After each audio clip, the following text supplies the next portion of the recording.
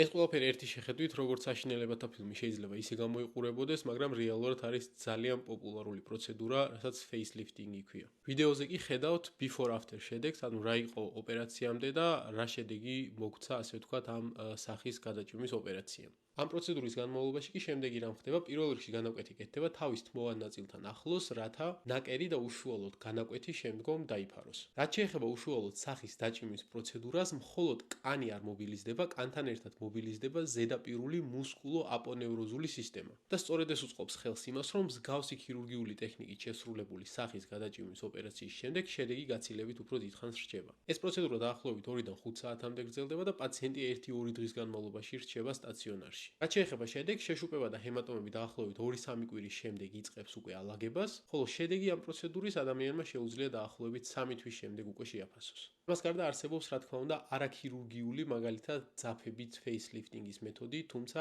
ეს უკვე სხვა ვიდეოს თემაა.